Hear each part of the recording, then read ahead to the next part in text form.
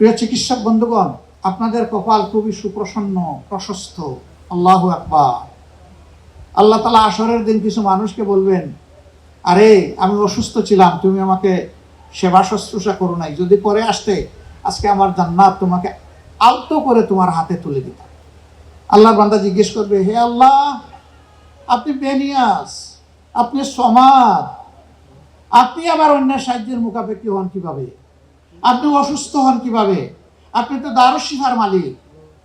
আল্লাহ তাআলা বলবেন, আমি না, আমার বান্দা অসুস্থ হয়ে তোমার কাছে গিয়েছিল, তুমি মন ভরে আমাকে খুশি করার জন্য তাকে সেবাটা দাওনি, কাজে আজকে আমার কাছে তোমার জন্য কোনো ভালো পাওনা নেই।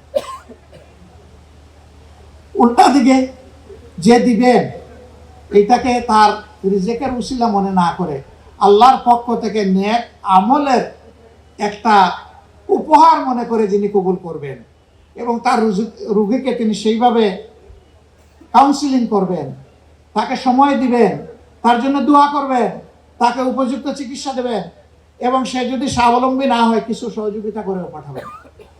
আজকের এই মজলিসে আমার বিশ্বাস আমাদের ইদ্রিস ভাই যদি সুস্থ থাকতেন তিনি উপস্থিত থাকতেন। তিনি এখন জীবিত কিন্তু পড়ে আছেন বিছানায়। তার চেম্বারের উপরে লেখা ছিল, তিনি যেদিকে বসা তার পিঠের দিকে। আপনি যদি সচ্ছল না হন লজ্জা করবেন না, আমাকে ইঙ্গিতে বলুন, ইশারা দিন, আপনাকে ফি দিতে হবে না। অনেকে সেই রকম ইশারা করত, তিনি জেনে নিতেন যে এখন ফেরত যাওয়ার ভাড়া আছে কিনা, ঔষধ কিনতে পারবে কিনা। আলহামদুলিল্লাহ তিনি সাপোর্টটা দিতেন।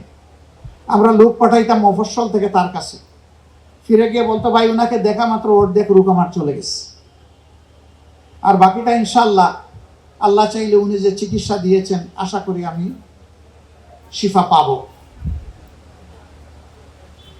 তিনি তো ফকির হয়ে যাননি, তিনি তো আলহামদুলিল্লাহ সচ্ছল ছিলেন, খুবই সচ্ছল ছিলেন। আল্লাহ তাআলা এইভাবেই রিজেকে বারাকা দিয়ে দেন। যাকাতের এই টাকা বিভিন্ন সংস্থা গ্রহণ করে, যেহেতু আমাদের দেশে ইসলামী সরকার নেই, ইসলামী সরকার না থাকার কারণে জাকাতের টাকা অন্তত মানুষ সরকারকে দিতে চায় না, যে তার এই টাকাটা জাকাতের নির্ধারিত 8টা খাতে ব্যয় হওয়ার গ্যারান্টি থাকবে কিনা এই ভয়ে দেয় না। অন্যান্য সংস্থাগুলা নেয়, আমরা যে সংগঠনটা করি আমাদেরকেও যারা দেন তাদের এই আমানত আমরাও গ্রহণ করি, তবে আমরা কারো উপর ইনফ্লুয়েন্স খাটাই না, জোর করি না। আমরা এতটুকু বলি যে আপনি যদি আমাদেরকে এই আমানতের দায়িত্ব দেন, আপনার আদায় করার কারণে আপনি সওয়াব পাবেন, আর আমরা বাস্তবায়নের কারণে আপনাদের উসিলায় একটু সওয়াব পাবো।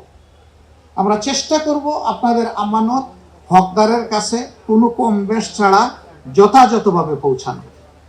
এরপরে যদি আমাদের জ্ঞানের অভাবে কোনো ভুল হয়ে যায় আল্লাহর কাছে মাপ চাই, কিন্তু স্বেচ্ছায় সজ্ঞানে এই জাকাতের টাকা এটা আগুন, এই আগুনে আমরা হাত দিই না, দিব না।